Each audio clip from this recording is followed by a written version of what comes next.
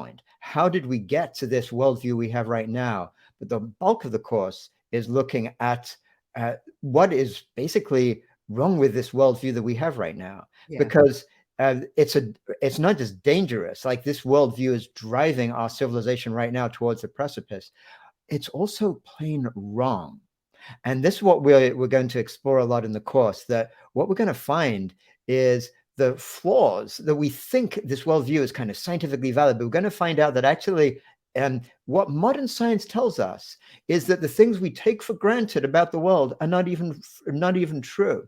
And what's most fascinating to my mind is that what modern science leads us to are the same deep insights that wisdom traditions from around the world have been pointing to for millennia, whether it's indigenous knowledge or Buddhism or Taoism, this sense of our deep interconnectedness of ourselves with all of life around us.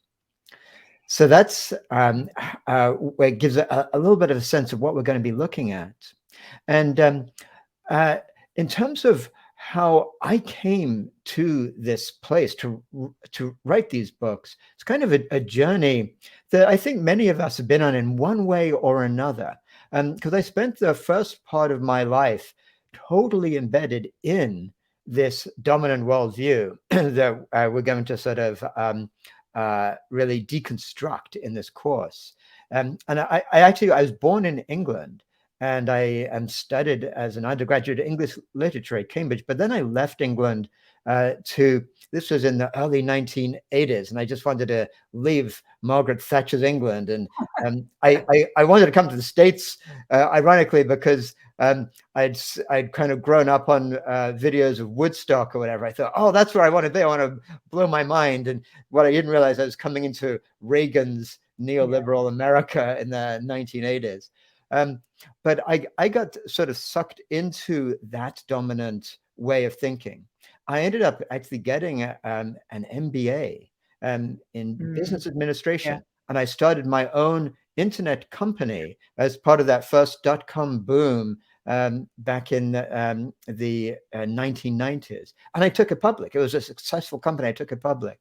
But then things crashed around me in my life. My wife at the time, who passed away some years back, got very sick. I left the company to look after her too early for the company's growth. And the company basically collapsed within a year or two.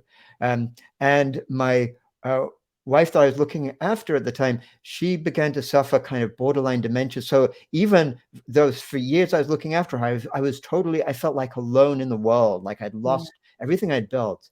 And I wanted to make sure that whatever I did with my life in the future was going to be truly meaningful. But then I asked myself, where does meaning come from? What is meaning? I seem to have built my life in this way that didn't seem meaningful.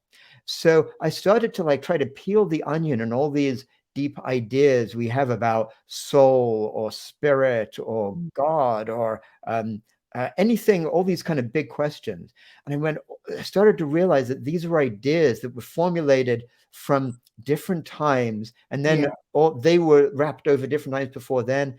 I did this research into cognitive science and neuroscience and anthropology, and I began to realize that there was the different ways in which cultures made meaning out of history was actually the driver of history, and that the worldview we had right now was not actually even valid. So that's a lot of what I started to write about in these books, The Patterning Instinct and The Web of Meaning, and a lot of what this course was going to take us through in this deep way. Thank you. That's very interesting.